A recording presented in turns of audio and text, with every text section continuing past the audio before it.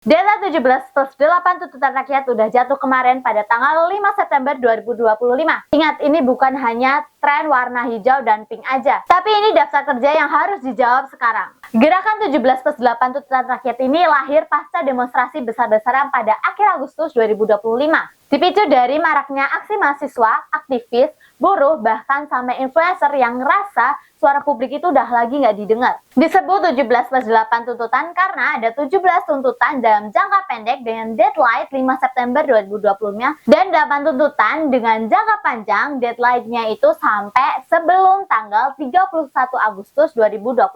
Ada 6 pihak yang jadi sasaran. Yang pertama, Presiden, kedua, DPR, ketiga, Kapolri, keempat ada TNI, dan kelima nih ada Ketua Parpol serta ada Kementerian Sektor Ekonomi. Jadi nggak cuma satu lembaga aja yang kebagian PR, tapi semuanya kebagian PR. Dan ada nih isi tuntutannya yang 17 tuntutan. Satu ke Presiden, yaitu sebagai intinya tarik TNI dari pengamanan sipil, bentuk tim investigasi independen atas korban kekerasan dari aksi akhir Agustus kemarin.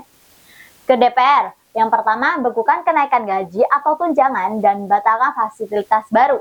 Buka transparansi anggaran, aktifkan badan kehormatan buat periksa anggota yang bermasalah. Dan yang ketiga nih, untuk ketua parpol, mereka memiliki tugas sebagai intinya ya, aku bacain, ada saksi tegas kader yang nggak etis. Umumkan komitmen berpihak rakyat, buka dialog publik dengan mahasiswa dan masyarakat sipil. Untuk Polri, bebaskan demonstran yang ditahan, hentikan kekerasan dan taati SOP.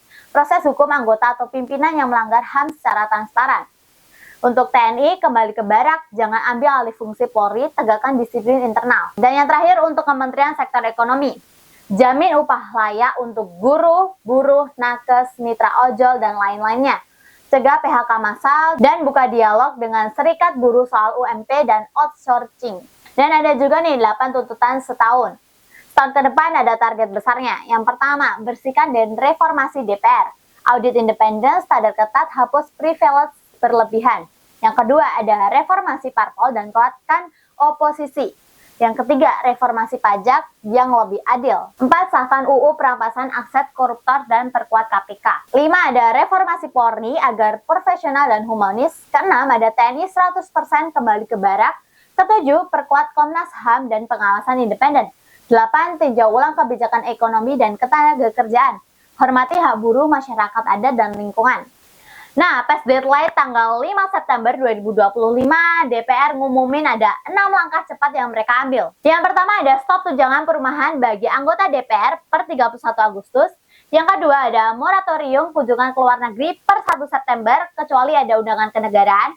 Yang ketiga ada pemangkasan fasilitas seperti listrik, telepon, transportasi, dan lain-lain. Yang keempat, anggota DPR yang sudah dinonaktifkan oleh partai atau kadernya, itu mereka nggak ada dapat hak keuangan lagi. 5, ada koordinasi Mahkamah Kehormatan Dewan dan Mahkamah Partai untuk menindak anggota yang bermasalah. Dan keenam, janji transparansi dan partisipasi publik untuk proses legislasi. Artinya sebagian tuntutan efisien dan integritas sebagai wakil rakyat udah mulai dijawab. Dan Prabowo juga memberikan respon mengenai 17+8 tuntutan rakyat. Prabowo bilang ya sebagian tuntutannya sangat masuk akal. Seperti membentuk tim investigasi independen atas kasus meninggalnya Afan Kurniawan. Dan katanya hal seperti ini tuh patut dibicarakan dengan rakyat. Intinya Prabowo terbuka untuk berdialog, tapi melihat-lihat dulu mana yang realistis. Tapi masalahnya itu baru sebagian kecil dari 17+8 tuntutan.